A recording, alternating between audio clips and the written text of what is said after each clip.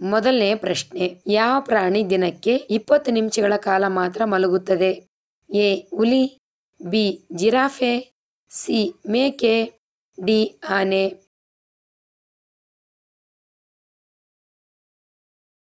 ಉತ್ತರ B giraffe. ಜಿರಾಫೆಗಳು ದಿನಕ್ಕೆ 20 ನಿಮಿಷಗಳ ಕಾಲ ಮಾತ್ರ ಮಲಗುತ್ತವೆ. ಎರಡನೆಯ ಪ್ರಶ್ನೆ, ಸ್ಪ್ರೈಟ್ ಯಾವ ದೇಶದ ಕಂಪನಿಯಾಗಿದೆ? A Germany, B Bharat, C island, D America.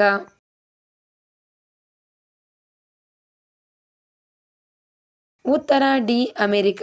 Sprite ಎಂಬುದು ಕೋಕಾ ಕೋಲಾ ಕಂಪನಿ. ಇದು ಅಮೆರಿಕ ದೇಶದ ಕಂಪನಿಯಾಗಿದೆ. ಮೂರನೆಯ ಪ್ರಶ್ನೆ, ಯಾವ ಹಣ್ಣು ಹೆಚ್ಚು ಪೋಷಕಾಂಶಗಳನ್ನು ಹೊಂದಿರುತ್ತದೆ? ಎ ಸೇಬು, ಬಿ ಸೀಬೆಹಣ್ಣು, ಸಿ ಕಿತ್ತಳೆ, ಡಿ ಅವಕಾಡೋ.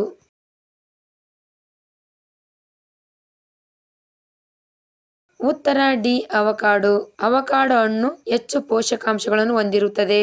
ನಾಲ್ಕನೆಯ ಪ್ರಶ್ನೆ, ವೈದ್ಯರ ಸಂಪರ್ಕವನ್ನು ಕಡಿಮೆ ಮಾಡಲು ದಿನಕ್ಕೊಂದು ಯಾವ ಹಣ್ಣು ತಿನ್ನಬೇಕು?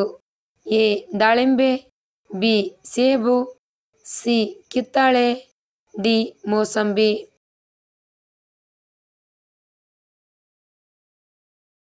ಉತ್ತರ ಬಿ ಮೋಸಂಬಿ. ಸೇಬುಗಳು ತುಂಬಾ ಆರೋಗ್ಯಕರ ಹಣ್ಣುಗಳಾಗಿವೆ. ವೈದ್ಯರ ಸಂಪರ್ಕವನ್ನು ಕಡಿಮೆ ಮಾಡಲು ದಿನಕ್ಕೊಂದು ಸೇಬು ಹಣ್ಣನ್ನು ತಿನ್ನಬೇಕು. ದೇಹದಲ್ಲಿ ರೋಗ ನಿರೋಧಕ ಶಕ್ತಿಯನ್ನು ಬಲಪಡಿಸುವುದರ ಜೊತೆಗೆ ರೋಗದ ಅಪಾಯವನ್ನು ತಡೆಗಟ್ಟುತ್ತದೆ. ಐದನೆಯ ಪ್ರಶ್ನೆ, ಚರ್ಮದ ಮೂಲಕ ಶ್ವಾಸ ತೆಗೆದುಕೊಳ್ಳುವ ಜೀವಿ ಯಾವುದು? ಎ ಗೋಸುಂಬೆ, ಬಿ ತೋಳ, ಸಿ ಏಡಿ, ಡಿ ಕಪ್ಪೆ.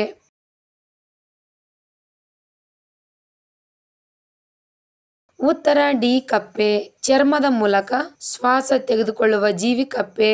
ಆರನೆಯ ಪ್ರಶ್ನೆ, ಯಾವ ಅಭ್ಯಾಸದಿಂದ ಬಹುಬೇಗ ಮುಪ್ಪು ಅಥವಾ ಮುದಿತನ ಬರುತ್ತದೆ? ಎ ಟೆನ್ಷನ್, ಬಿ ನಿದ್ರೆಯ ಕೊರತೆ, ಸಿ ಸರಿಯಾದ ಆಹಾರ, ಡಿ ಸ್ಮೋಕಿಂಗ್.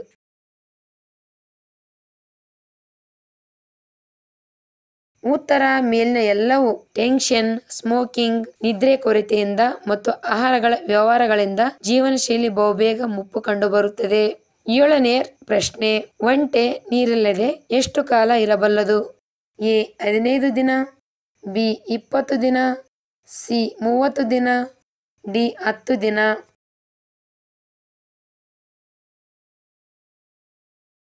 ಉತ್ತರ ಎ 15 ದಿನ. ಒಂಟೆಗಳು ನೀರಿಲ್ಲದೆ 15 ದಿನಗಳವರೆಗೆ ಬದುಕಬಲ್ಲದು. ಎಂಟನೆಯ ಪ್ರಶ್ನೆ, ಶರೀರದಲ್ಲಿ ಉಷ್ಣವನ್ನು ಕಡಿಮೆ ಮಾಡುವ ಹಣ್ಣು ಯಾವುದು? ಎ ಚಿಕ್ಕು, ಬಿ ಬಾಳೆಹಣ್ಣು, ಸಿ ಮಾವಿನ ಹಣ್ಣು, ಡಿ ಕಲ್ಲಂಗಡಿ.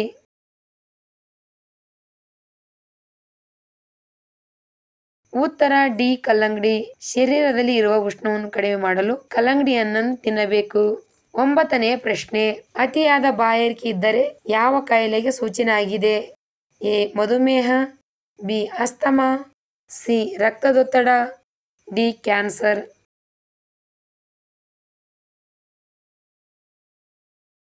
ಉತ್ತರ ಎ ಮಧುಮೇಹ. ಅತಿಯಾಗಿ ಬಾಯಾರಿಕೆ ಆಗುವುದು ಇದು ಮಧುಮೇಹದ ಸೂಚನೆಯನ್ನು ನೀಡುತ್ತದೆ. ಹತ್ತನೆಯ ಪ್ರಶ್ನೆ, ಸ್ತ್ರೀಯರಿಗೆ ಎಡಗಣ್ಣು ಬಡಿದರೆ ಏನಾಗುತ್ತದೆ? ಎ ಸೌಭಾಗ್ಯ, ಬಿ ಅನಾರೋಗ್ಯ, ಸಿ ಧನಲಾಭ, ಡಿ ದುರಾದೃಷ್ಟ.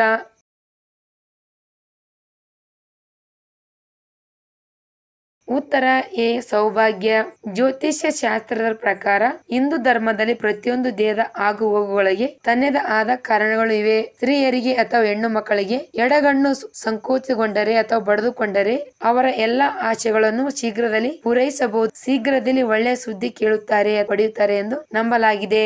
11ನೇ ಪ್ರಶ್ನೆ, ಜೇನುತುಪ್ಪವು ಕಲುಷಿತವಾಗಿದೆ ಎಂದು ತಿಳಿಯಲು ಅದಕ್ಕೆ ಏನು ಸೇರಿಸಬೇಕು? ಎ ನೀರು, ಬಿ ಮೊಸರು, ಸಿ ಹಾಲು, ಡಿ ಮೈದಾ.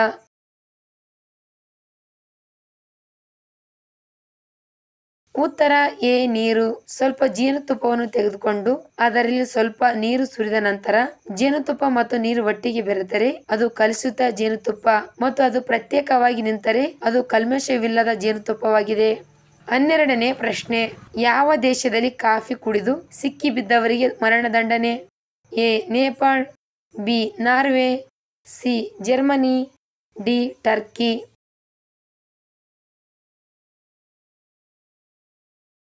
ಉತ್ತರ ಡಿ ಟರ್ಕಿ. 17ನೇ ಶತಮಾನದ ಒಟಮನ್ ಸಾಮ್ರಾಜ್ಯದ ಸಮಯದಲ್ಲಿ ಕಾಫಿಯು ಮನಸ್ಸನ್ನು ಬದಲಿಸುವ ಪರಿಣಾಮಗಳನ್ನು ಹೊಂದಿದೆ ಎಂದು ನಂಬಲಾಗಿದೆ. ಸಾರ್ವಜನಿಕವಾಗಿ ಬಳಕೆಗೆ ನಿಷೇಧಿಸಲಾಗಿದೆ.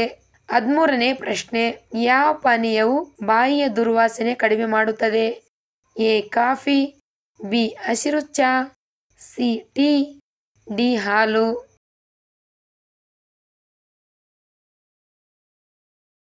ಉತ್ತರ ಬಿ ಹಸಿರು ಚಹಾ.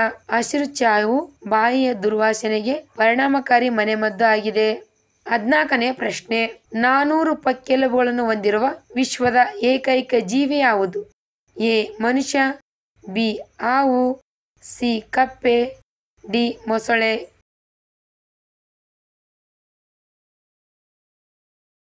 ಉತ್ತರ ಬಿ ಹಾವು. ಹಾವಿನ ಪ್ರತಿಯೊಂದು ಕಶೇರುಕ ಖಂಡವು ಮನುಷ್ಯನಂತೆ ಪಕ್ಕೆಲುಬುಗಳ ಗುಂಪುಗಳನ್ನು ಹೊಂದಿರುತ್ತದೆ. ಹಾವು 400 ಪಕ್ಕೆಲುಬುಗಳನ್ನು ಹೊಂದಿರುತ್ತದೆ. 15ನೇ ಪ್ರಶ್ನೆ.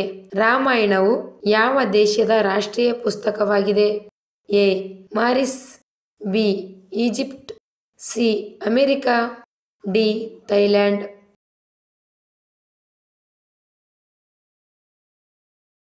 ಉತ್ತರ ಡಿ ಥೈಲ್ಯಾಂಡ್. ಥೈಲ್ಯಾಂಡ್ ದೇಶದ ರಾಷ್ಟ್ರೀಯ ಮಹಾಕಾವ್ಯವಾಗಿದೆ.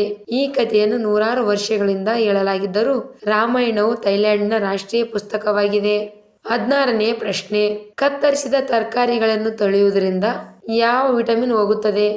A vitamin E, B vitamin A, C vitamin D, D vitamin C.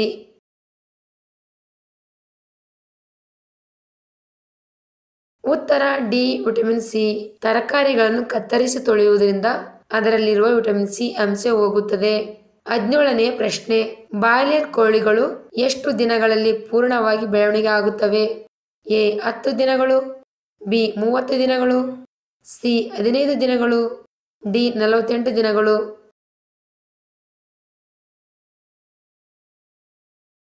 ಉತ್ತರ ಡಿ 48 ದಿನಗಳು. ಬಾಯ್ಲರ್ ಕೋಳಿಗಳು ಪೂರ್ಣವಾಗಿ ದೊಡ್ಡವಾಗಿ ಬೆಳೆಯಲು 48 ದಿನಗಳ ಸಮಯವನ್ನು ತೆಗೆದುಕೊಳ್ಳುತ್ತದೆ. 18ನೇ ಪ್ರಶ್ನೆ. ಯಾವುದನ್ನು ತಿನ್ನುವುದರಿಂದ ಅನ್ನ ಬೇಗ ಜೀರ್ಣವಾಗಲು ಸಹಾಯ ಮಾಡುತ್ತದೆ? ಎ ನಿಂಬೆಹಣ್ಣು, ಬಿ ಮೊಸರು, ಸಿ ಬೆಲ್ಲ, ಡಿ ಖರ್ಜೂರ.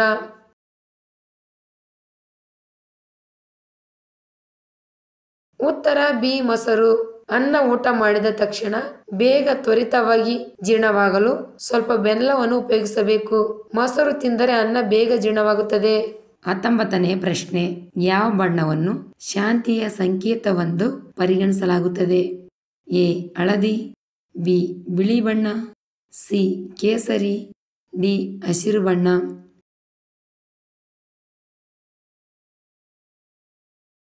ಉತ್ತರ ಬಿ ಬಿಳಿ ಬಣ್ಣ. ಬಿಳಿ ಬಣ್ಣವನ್ನು ಶಾಂತಿಯ ಸಂಕೇತವೆಂದು ಪರಿಗಣಿಸಲಾಗುತ್ತದೆ. 20ನೇ ಪ್ರಶ್ನೆ.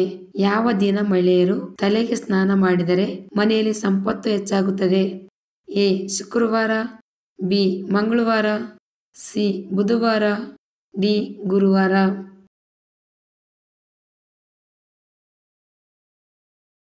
ಉತ್ತರ ಎ ಶುಕ್ರವಾರ. ಶುಕ್ರವಾರದಂದು ಲಕ್ಷ್ಮಿಯ ದಿನ ಎಂದು ಪರಿಗಣಿಸಲಾಗುತ್ತದೆ. ಹಾಗಾಗಿ ಆ ದಿನ ಮಹಿಳೆಯರು ತಲೆ ಸ್ನಾನ ಮಾಡುವುದು ಬಹಳ ಶುಭ ಎನ್ನಲಾಗುತ್ತದೆ. ಶುಕ್ರವಾರ ತಲೆ ಸ್ನಾನ ಮಾಡುವುದರಿಂದ ಆರ್ಥಿಕ ಸಮಸ್ಯೆಗಳೆಲ್ಲ ಮಾಯವಾಗಿ ಸಂಪತ್ತು ಹೆಚ್ಚಾಗುತ್ತದೆ ಎಂದು ನಂಬಿಕೆ ಇದೆ. 21ನೇ ಪ್ರಶ್ನೆ. ರಾತ್ರಿ ಮಲಗುವ ಮುನ್ನ ಯಾವ ಪಾನೀಯ ಕುಡಿಯಬಾರದು? ಎ ಹಾಲು, B juice, C cool drinks, D coffee.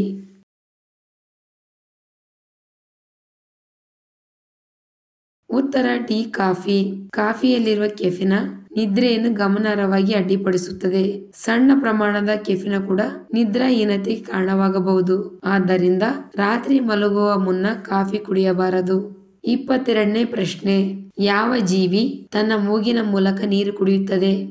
A ಹಸು, ಬಿ ನಾಯಿ, ಸಿ ಕರಡಿ, ಡಿ ಆನೆ.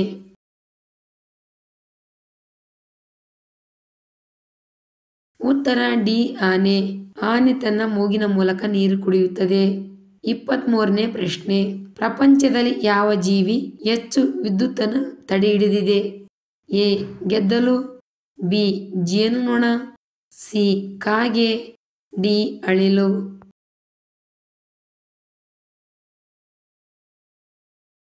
ಉತ್ತರ ಡಿ ಅಳಿಲು. ಪ್ರಪಂಚದಲ್ಲಿ ಅಳಿಲು ಜೀವಿ ಹೆಚ್ಚು ವಿದ್ಯುತ್ತನ್ನು ತಡೆಹಿಡಿದಿದೆ. 24ನೇ ಪ್ರಶ್ನೆ. ಕೀಟನಾಶಕವನ್ನು ತಯಾರಿಸಲು ಯಾವ ಸಸ್ಯವನ್ನು ಹೆಚ್ಚಾಗಿ ಬಳಸಲಾಗುತ್ತದೆ? ಎ ಆರವ್ಯಪ, ಬಿ ಆದಲೋ ತಕಮ, ಬಿ ಚಬರತಿ, ಡಿ ಅರಶಿಣ.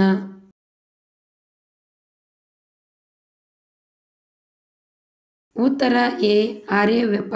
ಕೀಟನಾಶಕವನ್ನು ತಯಾರಿಸಲು ಆರ್ಯವ್ಯಪ ಸಸ್ಯವನ್ನು ಹೆಚ್ಚಾಗಿ ಬಳಸಲಾಗುತ್ತದೆ. 25ನೇ ಪ್ರಶ್ನೆ. ಲೈಂಗಿಕ ಶಕ್ತಿಯನ್ನು ಕಡಿಮೆ ಮಾಡುವ ರೋಗ ಯಾವುದು? ಎ ಕೊಲೆಸ್ಟ್ರಾಲ್, ಬಿ ಮಧುಮೇಹ, ಸಿ ಬಿಪಿ, ಡಿ ಹೃದಯ ರೋಗ.